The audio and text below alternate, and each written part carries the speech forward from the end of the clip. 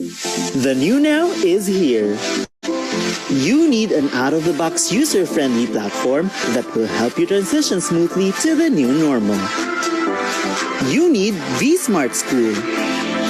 vSmart School is a one-stop teaching and learning online platform perfect for hybrid learning. This two-in-one system caters to your distance learning and classroom management needs. vSmart School supports self-paced, teacher-paced, synchronous and synchronous formal education online. In vSmart School, students will attend daily online classes and access Vival's DepEd-aligned digital curriculum from preschool to senior high school.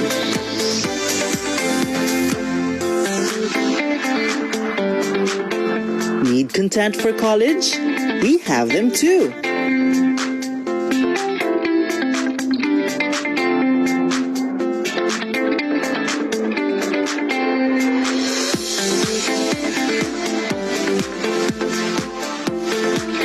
With the guidance of parents and teachers, students will follow DepEd's recommended day-to-day lesson calendar for an entire school year. Teachers using vSmart School can also create lessons, schedule classes, and monitor their students' progress. Most importantly, teachers can also live stream or securely conduct online classes through the platform's webinar feature. Looking for a perfect classroom management partner? vSmart School has got you covered as it boasts of an out-of-the-box learning management platform. It provides a library of gamified and interactive materials,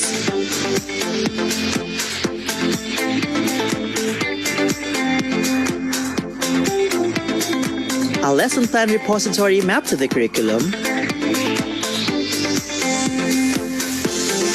a assessment tools,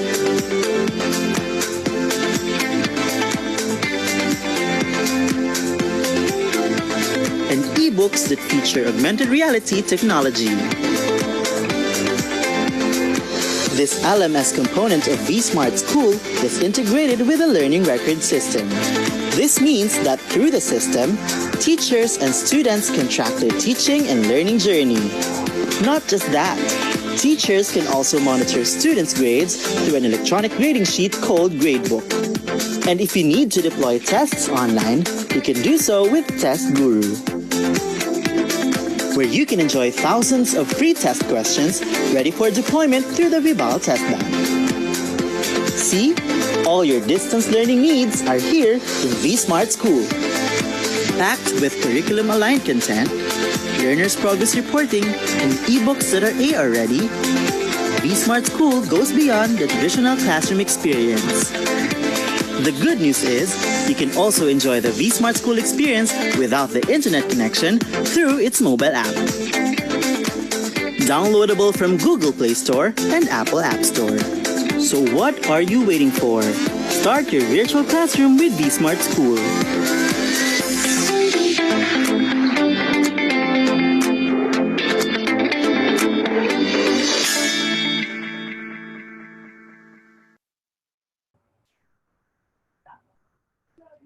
Good afternoon, Kavibal, and welcome to our elementary education webinar series.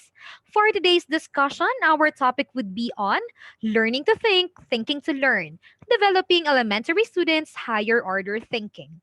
Before we begin, take note of the following reminders. Make sure you are registered to the webinar to have your e-certificate of participation. Visit certificate.vibalgroup.com to generate your proof of attendance. Place your questions on the comment box allotted during the session, and they will be addressed by our speaker later on. Share the video using hashtag LearnAs1PH as our official hashtag to our Vibal webinars. Experience learning, Kavibal. And now, to proceed with our session this afternoon, it is my pleasure to introduce to you our distinguished speaker.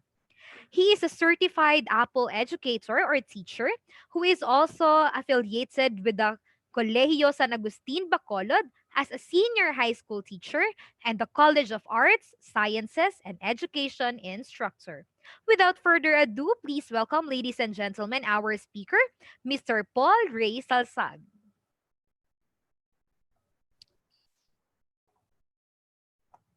Good afternoon, everyone. I'm very happy to be with you, with our friends all over the Philippines. To those avid fan of Vibal YouTube series, good afternoon. I hope you are all safe. Thank you very much to Vibal Publications for this opportunity to share with you this afternoon my thoughts on learning to think, thinking to learn, developing higher order thinking skills to our elementary students.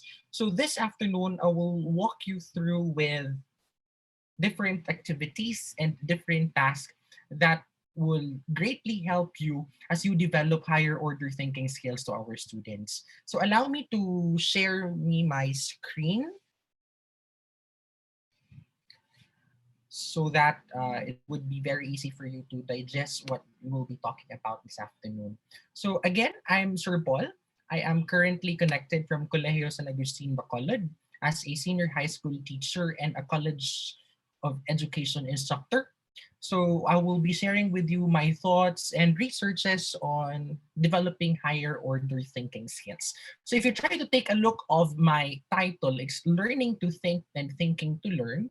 Of course, if we try to go back to the principle that as a human person, we are a thinking being. So we are trained on how to think, and as early as elementary students, we need to train our kids on how to think. So let's try to begin with on this premise. Excuse me for a while. There. So learning to think and thinking to learn. So I hope everyone is okay. I hope everyone is well now. And then there are some places, of course, like Cebu, for example, that they are still in ECQ. For example, National Capital Region who is in GCQ. But also here where I am in Bacolod City, we are in a modified general community quarantine. I hope everyone is safe. Allow me to begin that because of this pandemic, because of this COVID-19, the world will never be the same again. That it gave us a lot of challenges, and in just a snap, everything changed. Like, for example, one of the greatly affected institution of the society is educational institutions. That are many things that we want to do that we can't do now. That there are a lot of things that we do before inside our classroom or as a teacher that we can't do now. And also, let us accept the fact, my dear friends, my dear teachers, that how basic education or how higher education will look like will never be the same as before. That because of this pandemic, it brought us a lot of changes, a lot of challenges. But if we try to go back to why and how this happened, of course, let us think not only on the negative side, but also it's good that we need to think also the positive side of this pandemic. That this pandemic will brought us or will bring us to a new normal. But I suggest and I propose that it's not only all about a new normal, that this pandemic maybe will bring us to a better normal. Because this pandemic asked us to reframe, to rethink, to repurpose many things that what we are doing before that might no longer be applicable now. And what might be applicable now might be an innovation, might be a new term or a new endeavor for all of us, but it might be relevant and it might be appropriate to our learners now. Also, let us accept the fact that we are now living in a VUCA ecosystem. That in this VUCA ecosystem, it is characterized by volatility, uncertainty, complexity, and ambiguity. Volatility means that we are living in an era that the environment demands you to react quickly to ongoing changes that are unpredictable and out of your control. That's why we are all in a rush of establishing COVID or disruption proof or disruptive proof education in each of our schools, that no matter what will happen later on, we could still provide and we could still continue in delivering learning to our students, to our learners. And that is volatility. That we need to establish a disruptive proof education now in order for us to continue, in order for our school to keep afloat. That's why it's so sad to listen and it's so sad to read news that there are a lot of schools that was closed temporarily or momentarily because of this pandemic. And it tears my heart that it's not only all about the school maybe, but also it's all about the teachers as well as the students who will be displaced if they are enrolled in that school for how many years. As well as we are in an ecosystem that everything is uncertain, that the environment requires you to take action without certainty. Of course, let us accept the fact that we are in an educational scenario that we do not know how to do. We do not know what to do because we are not used and we are not trained in this ecosystem, in this scenario. But we need to act in order for us to continue. That's why learning agility is one of the skill that this pandemic taught us. That we need to be agile learners, that we need to listen, we need to react, we need to understand, and we need to take action as fast as we could in order for us to continue. As well as it's complex. Of course, it is characterized by complexity. That this environment is dynamic with many interdependency. Like for example, you do not know how this COVID-19 can be transmitted, that there is no still hard science on how this COVID-19 is transmitted. So that is so complex that many of us are working from home, that many of us are in school, but the school or how we work in school changed a lot given that we need to impose social distancing and health protocols to schools, as well as ambiguity. That it is an environment that is unfamiliar outside of your expertise. Like for example, the teachers now will be making learning modules, for example, or the teachers now will be into online classes. That these are the things that they are not used to and that they are not doing before, that they are now compelled to do, that they don't have a choice but to divert their focus on these things in order for them to continue delivering learning to their clientele.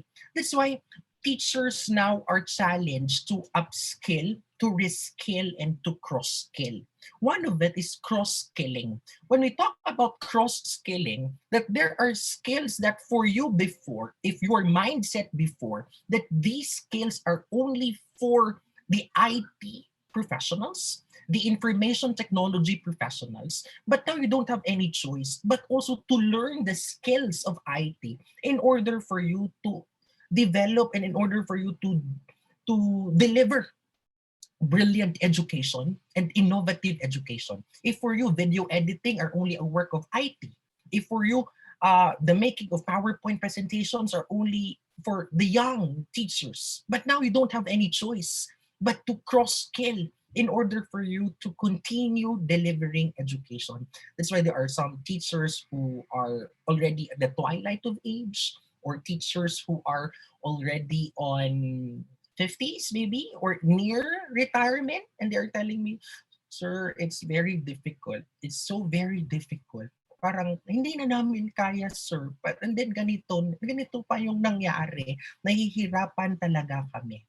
But then again, it's good to rethink also. It's good to go back of our primary purpose and mission as teachers. And we cling and we hold on to that.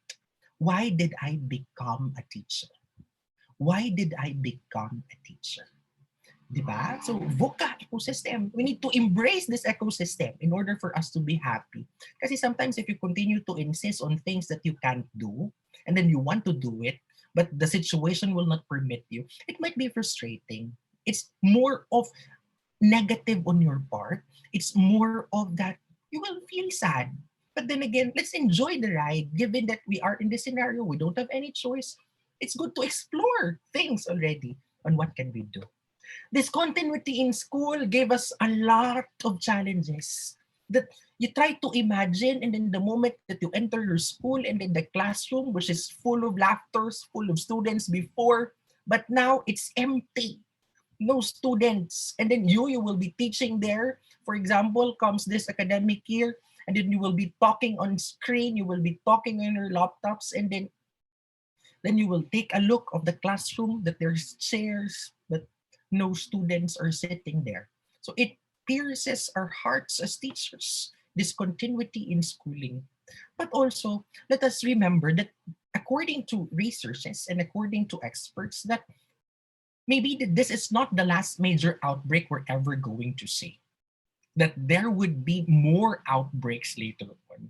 That this is not the last pandemic that we will be experiencing. That's why we are into rewiring of education and not only of rebooting education. Because if you will reboot, you will just sleep, and then the moment that you wake up, it's still the same. On the other hand, rewiring education means that you continue to explore some things and some aspects of education that would help you to develop a disruptive proof education. That no matter what will happen later on, you can still deliver education. Because, for example, if you are a low risk area now, you can't be sure that you can be into medium risk and high risk area later on. That given that there is no vaccine still, it would be very difficult for us. It would be very difficult for us. J. Prospero de Vera III, the chairman of the Commission on Higher Education, mentioned last time that the approach to education should be anchored on the premise that learning must continue, no matter what will happen. And quarantine or not, learning must continue, and therefore it is everybody's responsibility to ensure that flexible learning is delivered. That the approach of education now is into flexible learning. That we deliver during and after crisis. So higher education, or also it holds true with basic education, that we are repositories of innovation and the vanguards of change. That in times like this, teachers need to be innovative and need to be creative in terms of delivering education, in terms of delivering learning, that we explore many things now in order for us to continue. And we explore creative ways now before or on how can we continue. That's why, for example, we will explore on how critical thinking now can be taught or can be integrated in terms of our self-learning modules. Allow me to continue. Allow me to continue that we just need to know the best modality. According to Edison Fermin 2020, that there are three types. Either you could be into residential learning, blended learning, hybrid learning, and open or distance learning. If you are into residential learning, there is more face-to-face provision, but the remote provisions are less. On the other hand, if you opt into open or distance learning, the face-to-face provisions are rare to none and remote provisions are more. But of course, we cling to the concept or we cling still to the possibility that we can have face-to-face provision through hybrid or blended learning later on. That face-to-face provisions could be limited and remote provisions could more. That's why blended learning is flexible. Let's make learning truly flexible. That's why we need to rethink and to repurpose our curriculum maps if you are into basic education, and we need to repurpose and to rethink our syllabi and as we continue in delivering education this August. That's why you need to think about your objectives, your content, and your experience now. That objectives need to be easy to monitor and measure, given that you are no longer there in front of them, that as teachers, you don't have already 100% control with our students. So therefore, you need to see to it that objectives of learning or learning objectives is now easy to monitor and easy to measure. On the other hand, at the level of content, we need to have content that is not complicated, but a content that is an inch long. Inch long means that it's simple, straightforward, basic, essential content, but even though it's simple, even though it's essential, it's a mile deep. That these content would greatly help the students as they progress at the different grade levels, or content that would prepare them in the world of work, as well as experience that tap into learner schema and promote choice. Also, we need to think about that education is for all. That's why we need to think about equitable access to education. That we offer not only online learning, but also we provide opportunities for students who can't access. That from the very beginning, we already talk about or we already survey the percentage of our students who can go online and who can go offline, as well as we will choose learning management systems that it do have a capacity for offline. The moment that the internet connection was erratic or the internet connection was interrupted, given that we are in a place or given we are in a country that internet connection is still unstable. That's why we explored self-learning modules now. We explored non-wired learning options now in the delivery of education. But also, we need to think about also on how to do it. That at the level of the ladder or in a ladder, we are still on the level of how do I do it? And we are here. Not only you, me, and most of us are there. That we are at the level of how do I do it? That we are into delivering education in a module, but a module could either be an online module or a printed module.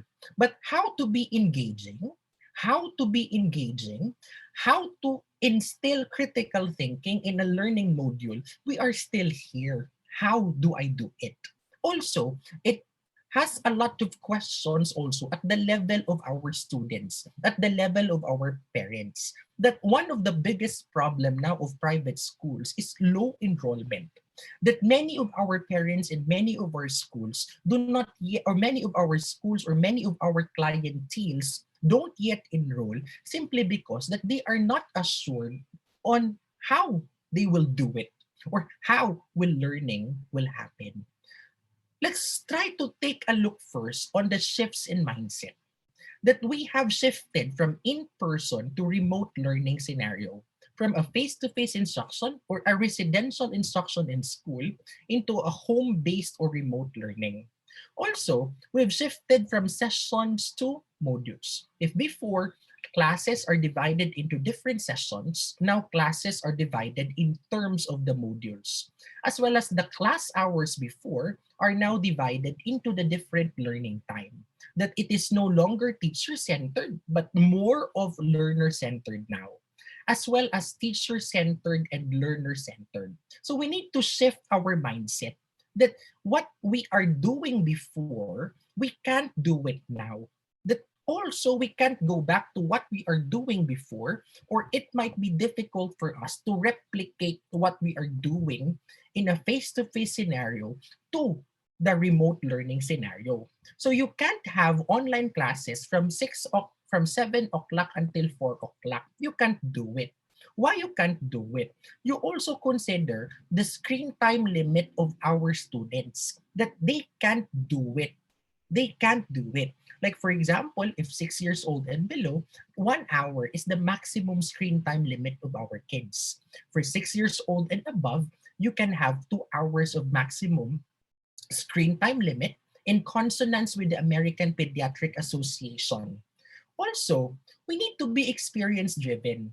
That we need to design also self-learning modules or online learning modules that is experience driven, hinging from the idea of Dr. Edison Fermin that we need to be experience driven and not content driven. That we need to be content sensitive and not content dependent. That we ask our students to search for content, that what are my must knows and need to knows, and they employ search tools. How will you look for the information you need, as well as you use transform knowledge under which certain conditions will? That we are in a scenario, or we are in a situation that information are too ubiquitous, that they students now can access information anywhere. Therefore, you need also to rethink and to repurpose the self-learning modules that you are making.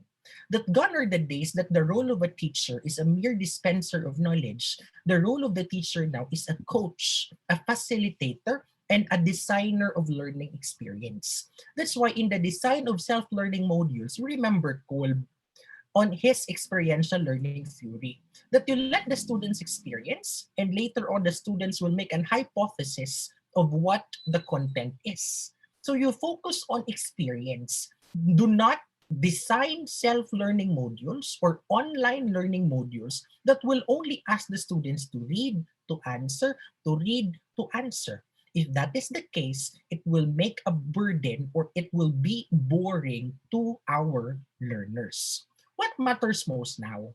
Less of lower order thinking, more of higher order thinking. What matters most now is less of supplying a response, but more of constructing a response. What matters most now? You focus on product, but less of focus on product rather, but more of focus on process. Less of breadth, but more of depth. Let's also accept the fact that we are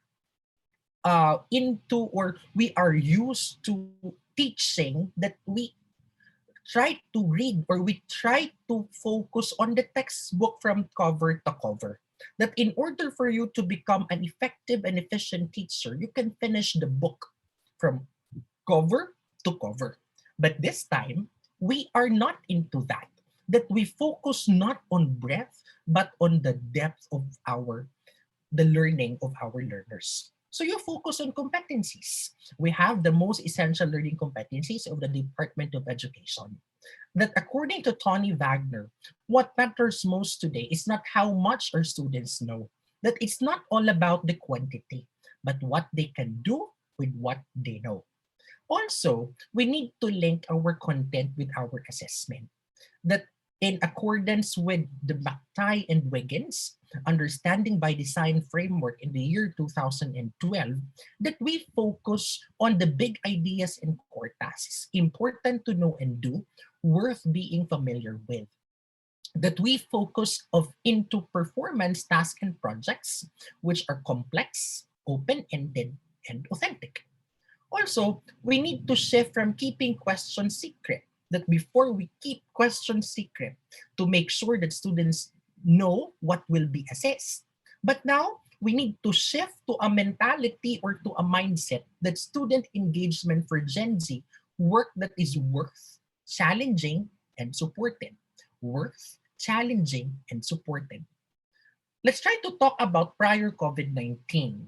Our focus is into knowledge, attitude, and skills. Knowledge, skills, and attitude.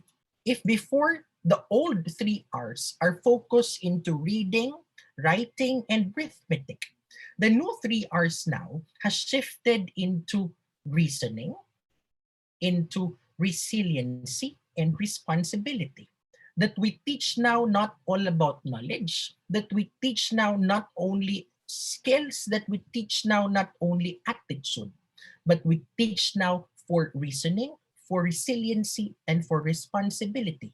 If before our mere goal is the students can read, can write, and can count the moment that they leave the portals of your school, now it is also a goal that it has shifted into individuals or learners leaving the portals of your school who are resilient, responsible, and possesses good reasoning skills. I would like to focus on reasoning in this afternoon session with you.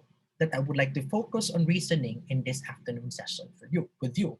The K to 12 curriculum is enriched. I would like to highlight inquiry-based approaches and constructivist approaches as the theoretical framework of the K to 12 curriculum, of the enhanced basic education curriculum of the Department of Education that we are using now. As well as, why do we need to teach critical thinking? Of course, it's one of the 21st century skills as stipulated by P21 or the Partnership for 21st Century Learning framework of the 21st century skills. That we have life and career skills, learning and innovation skills, information, media, and technology skills. I would like to focus on learning and innovation skills that we are asked to develop to our students 4Cs. And what are those 4Cs? Critical thinking, communication, collaboration, and creativity. Of course, critical thinking is there. Critical thinking is there. That we develop critical thinking to our students. Allow me to focus on that.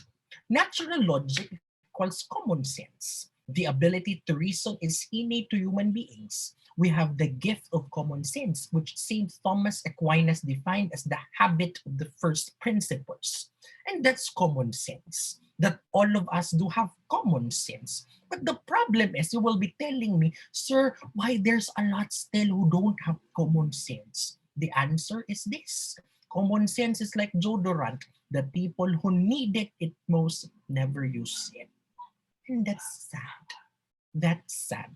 And it is where our vocation and our mission as teachers will come in developing common sense as early as the elementary grades. It is uncommon for people to say, I thought it was no big deal. I'm so sad. I thought it's not big deal for you. I'm so sorry. I thought I just wasn't thinking. Meron bang taong ganyan na I thought hindi ako nag-iisip? Or as hindi ko siya napag-isipan, pasensya na. Pwede bang balikan natin yun? Minsan may mga bagay na hindi mo na pwedeng balikan. As well as, how was I supposed to know? Ano ba talaga? Paano ko talaga siyang malaman yan? And I can't think of everything. Hindi ko talaga malaman yung lahat. Meron mga taong ganyan. But if we try to go back to the adage of René Descartes, cogito ergo sum. I think, therefore I am. That you are a thinking being. That you live because you think. That as a human person, you are gifted by the divine with two faculties. And that is intellect and will. Intellect is the faculty of a human person to think, to act, to reason out. And that is unique to a human person. That only a human person was gifted by the intellect faculty, by the divine. On the other hand, will is the faculty of the human person to do something. To do something. Allow me to continue on that premise. Let's try to define higher order thinking according to Susan M. Brookhart. In the year 2010, in the book she published with Association for Supervision and Curriculum Development entitled Assessing Higher Order Thinking Skills. According to Susan M. Brookhart, that higher order thinking can be defined in three aspects. at the level of transfer, at the level of critical thinking, and at the level of problem solving. At the level of transfer, higher order thinking is being manifested by our students who not only remember but also to make sense of and be able to use what they have learned. That the moment that they used what they have learned, it is considered as a higher order thinking at the level of transfer. On the other hand, higher order thinking also can be defined at the level of critical thinking, that it requires students to think in a reasonable and reflective way of thinking that is focused on what to believe or do. Focus on reasonable and reflective way. And that is our convention, or that is the definition, the common definition of critical thinking or of higher order thinking for us. That higher order thinking is equated with critical thinking. On the other hand, most of the time, we know that we develop higher order thinking the moment that we introduce problem solving. That problem solving is requires students to learn with understanding, critically evaluate ideas, formulate creative alternatives, and communicate effectively. That you pose as problem, you pose a situation that the process is not yet determined, and you will ask the students to provide a process on how to solve it. So that is where higher order thinking will come in. So therefore, according to Brookhart, that higher order thinking is not only all about critical thinking, it's also all about transfer and problem solving. Let's try to talk about it. What are the effects of assessing thinking skills? It increases student achievement. According to TIMSS, the Trends in International Mathematics and Science study, it reported that in mathematics and science, instruction emphasizing reasoning was associated with higher scores in all grade levels tested. Secondly, it increases student motivation. That students do not become engaged with their studies in the abstract, nor do they become motivated in the abstract. That they can think, they can learn at the level of abstract. Rather, they become engaged in thinking about particular things and motivated to learn particular things. Thinking is much more fun than in memorizing. That the moment that the students memorize a lot, it doesn't mean or it doesn't show that the students possesses higher order thinking skills. It's wrong. It's a wrong concept of higher order thinking skills. On the other hand, on how to design modules that promotes critical thinking or higher order thinking skills, we need to ask this question. How might we create opportunities for learners to think about the meaning of what has been learned and make connections to other knowledge and experiences? What have I learned? How I learned it? And why are we learning this? Allow me to share with you some principles of assessing higher order thinking skills. The first principle is you use introductory material. Allow students to use resource materials and give students something to think about it. That in the making of your self-learning modules, do not give immediately a question. Then ask the students to answer the question. That format, that technique, that approach might no longer be applicable to our students now. Give them an introductory material and you develop and you pattern the question based from the introductory material that you've presented. Like for example, if you are into a printed module, you ask the students or you give a student a meme, a picture. And from that picture, you ask open-ended questions and elicit a response or a discussion to our students. And in that way, you use introductory material for your higher order thinking skill open-ended question. On the other hand, if you are into online learning module, you try to look for a music video, for example, a YouTube video, and from there, you ask question from the video and be able to relate that on your learning objectives. So it's a wrong approach of assessing higher order thinking skills that you immediately pose a question without an introductory material. The second principle, of course, is you use novel material, a new material. Novel material refers to material that students have not worked with already as part of the classroom instruction.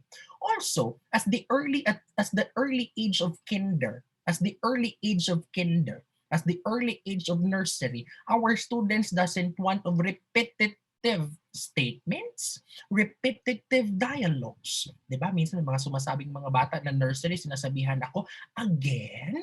O, kayo din. That's why the moment that you present a material that you repeatedly present it, the students will ask you, again? So use novel material. Remember, these are Gen Z learners. These are Gen Z learners. Next principle, manage cognitive complexity and difficulty separately. The cognitive complexity and difficulty and the level of difficulty are two different things. That the moment that you ask a difficult question, for you is already a higher order thinking skills. You try to develop, or you try to take a difference or to strike a difference between cognitive complexity and level of difficulty. That level of difficulty refers to easy versus hard, and level of thinking refers to recall versus higher order thinking. And then you will be posting a question that the students do not know the answer for you. Oh, it's higher order thinking skills. Oh, it's not. Only that you did not give that during the instruction, during your teaching and learning process. So it's not. The questions at the level of recall and the students can't answer can be considered the higher order thinking skills. So you try to strike a difference between the level of difficulty and the level of thinking. Let's try to take, I would like to share with you strategies on how to develop higher order thinking skills for the elementary grades. Number one, you can use open questions. You can use open questions. Plan 2 or 3 open questions for every lesson. That also, my dear teachers, that in the design of your self-learning modules, you apply also the checkpoint principle. That you give activity, that you give task, but do not forget to continue to the next activity without checking for understanding. And one way of developing higher order thinking skills to our students is to check for understanding and to check if what they have learned for every activity that they've experienced. Also, craft those questions carefully to make sure they tap the particular content and thinking skills you want to teach. That you go back to your competency, you go back to your objectives, what higher order thinking you want to develop. Also, be sure to include follow-up strategies or checkpoint strategies to get students respond to one another instead of just to you. Like for example, in a learning management system, you ask the students for a discussion that they will answer a question based from an introductory material. It's also good to ask them to write a comment to the comments of their classmates in order for them to respond and to think not only of their own responses based from your question, but also to think from other perspectives. You can do that also. Excuse me for a while. Strategy. Example, illustration. Let them exercise reasoning. Example is, who is your hero? And this is for the elementary grades. You talk to a family member about who their heroes are. Think about who some of your heroes are. Research and learn more about your hero. What makes them special? It's one way of developing critical thinking at the level of kindergarten or at the level of primary grades. Second strategy that I want to share. Thinking is not retelling. Thinking, not retelling. A retelling asks students merely to look up and reproduce information. What have we learned yesterday? So it's a mere retelling. Artfully perhaps, but without additional cognitive processing, retelling is not thinking. How to think and not retell? Pose a purposeful question. You pose a purposeful question and ask what if? What else? That's one way of asking the students to think and not only retell. Asking what if and what else will compel students to elaborate on what they're studying, analyze and describe what you're studying. Allow me to give you an example. The power of yet. This is example of an authentic assessment or an assessment that strikes critical thinking, that develops higher order thinking skills to our students. We have to work every day to learn new things and keep trying even when it's hard. Being able to say we don't know how to do something yet is powerful. Complete this sentence. I can't blank yet, but if I blank, I will be able to. Our brains grow so much when we make mistakes and try new things. Try something new or something that is hard to do today. So that's example of what if questions that you can develop to our students. The last strategy is student self-assessment, that you can instill and you can integrate higher order thinking skills to our students through student self-assessment.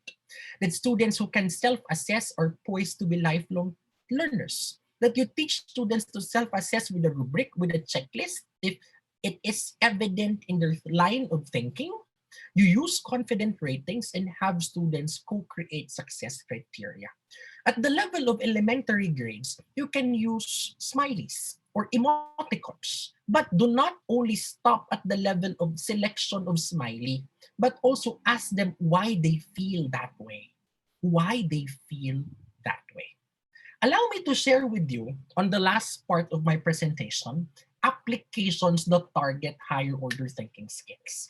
I hope you can use this as you integrate higher order thinking skills in your day-to-day or in your learning modules as you design and as you craft your learning modules. Number one, it's also good to have this Mendomo. Mendomo is an application that you can use in asking the students to make a mind or concept map.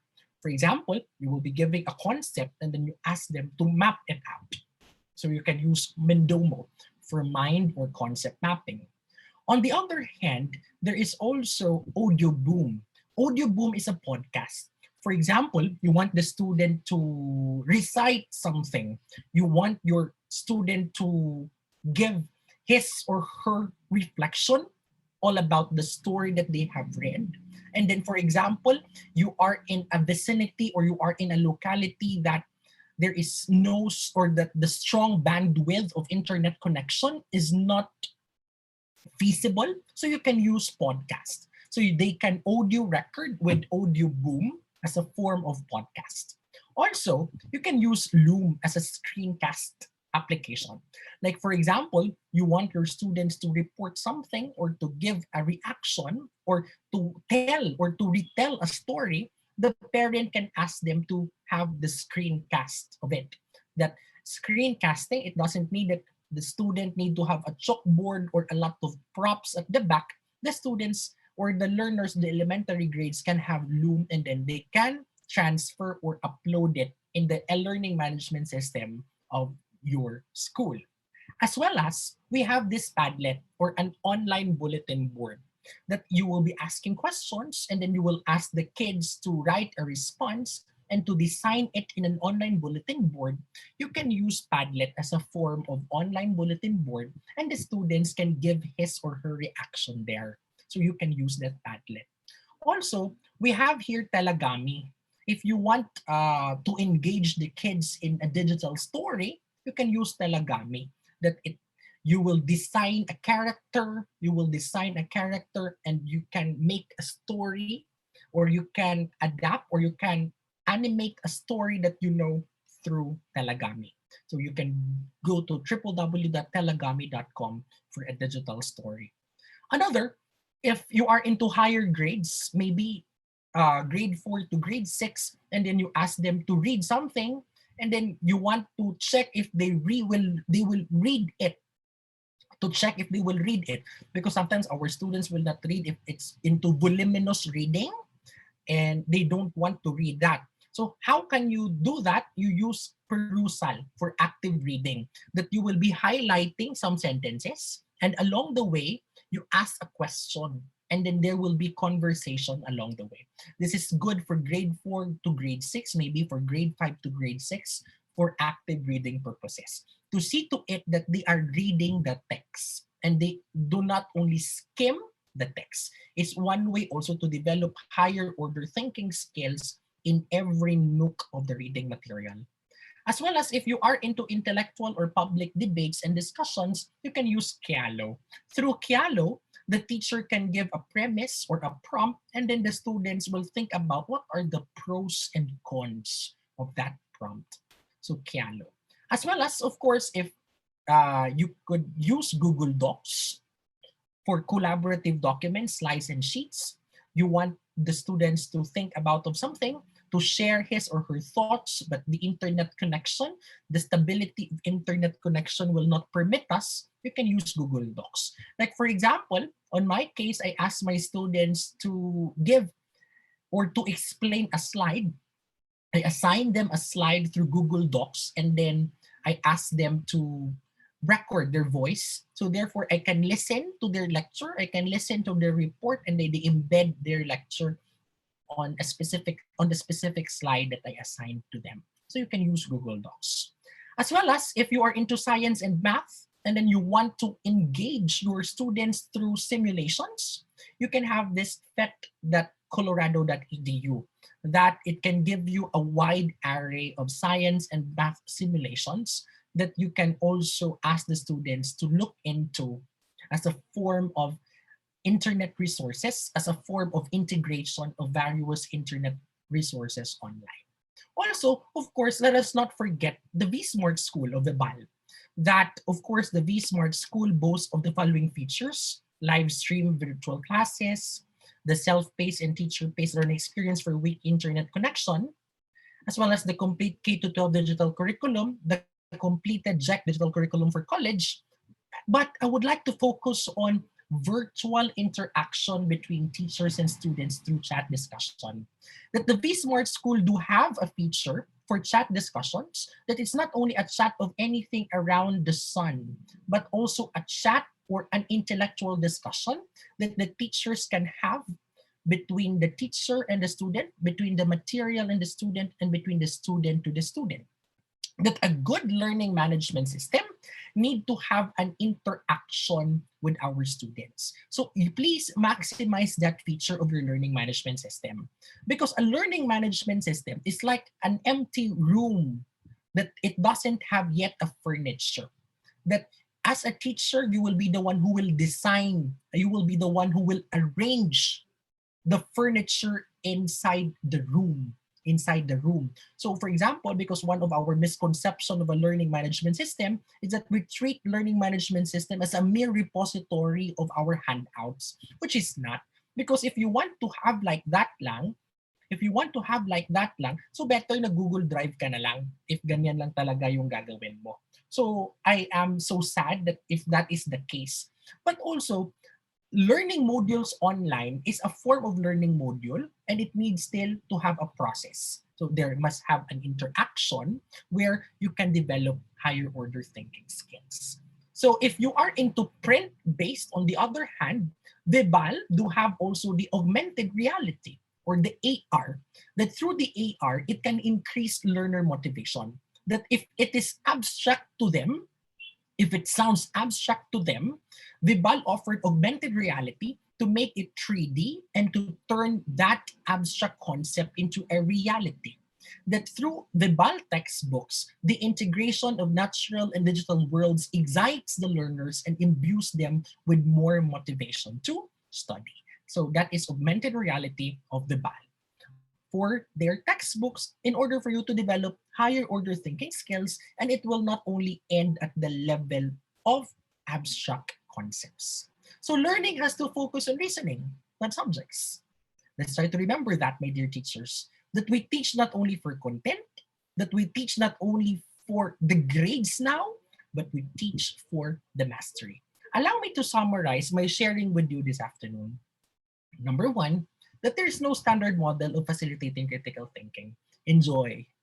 You try to take a look of other techniques, of other approaches, and you try to explore the applications that I have presented. Also, number two, that there is diversity in methods and materials is necessary. That in order for you to engage the students, you need to have diverse methods and materials, and not repetitive materials and methods that you want to introduce. Number three, also, that perfection is impossible. That in engaging the students to think in a higher order thinking skill, perfection is impossible. As well as learner satisfaction is not the sole aim of critical thinking. And the importance there is into risk taking. So learning has to focus on reasoning, not subjects. So thank you very much, everyone. I hope that there are questions, and I'm very happy to answer your questions now. Yes po, Sir Paul. Thank you very much. Now we'll proceed to the question and answer po. The first question po is from Ma'am Rodenia Ligtas. Good Yes. afternoon po, sir. Will the previous grading system be used during this blended distant learning? If not, how will be the students be graded? As far as I know, the Department of Education is preparing a new policy guidelines on the basic education assessment. But for now, we try to go back to DepEd Order number 8 series of 2015 or 2016, which is the National Policy Guidance on the K-12 Classroom Assessment. But there would be revision.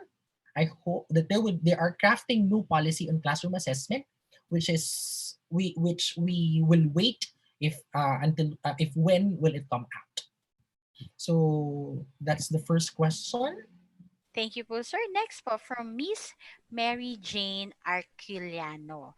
Thank you for the valuable input, Sir Paul. My question is, how would I be able to know that it's really that my learners are really answering their modules?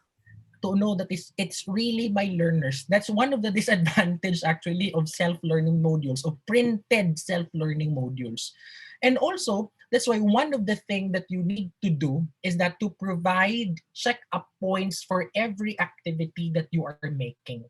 That in every nook of every mode, in every nook of the module, right after the student experience or answered that activity, you provide check-up points. Check-up points could either be a question of one or a question of two that the students can answer. To see to it that they've experienced the activity, to see to it that they answered the module. But also, there are scenarios that along the way, the students answered only the pre-assessment and the post-assessment. So it's good also that you can have a policy in your school that is incomplete. If incomplete, there is a corresponding sanction, for example, if the students was not able to answer the modules. So thank you, Ma Mary Jane Arquiliano. And thank you po, sir. Next po from Miss Jonna Magbanwa. Sir, how can you stimulate the students' higher order thinking skills to those who we consider slow learners? Okay, that's a learning module can answer that, or a learning module can answer that simply because that learning module is designed in a personalized manner. That in a personalized manner, if you've noticed that this student belongs to the slow learner group, so therefore you can lower down your questions, or you can suit your questions to the level of your learners. That's one of the good thing of self-learning modules. That self-learning modules is personalized compared to a textbook or compared to a work text that it was created in a generic manner for both the student and the teacher, no matter what level you are in. Yeah. Next, sir, Thank the you. last question po is from Ma'am Filomena Peñaflor. Good day po, Sir Paul. Since we are now in the ambiguous word of the environment, how can we develop the students on their new way of thinking based on what is happening nowadays? It's a good question. Actually, in the design of higher order thinking skills, or in the design of activities that elicit the students to manifest higher order thinking skills, it's good that you need to connect the content to what is happening in a reality now. Like for example, one of my subjects in educational technology and my curriculum development subject, that I asked my students to make a prototype. And then it's not the prototype is the skill, the target competency. But then I asked them to make a prototype of how COVID or how post COVID-19 will look like. So make a prototype on how post COVID-19 restaurant will look like, given that social distancing or physical distancing is still enforced. So how COVID-19 dating will look like. So they will be make a prototype of that. So one way of using the VUCA ecosystem, or the reality that we are experiencing now, is you can use that because that is somewhat relevant to our students. Of course, the students will learn what is only relevant to them.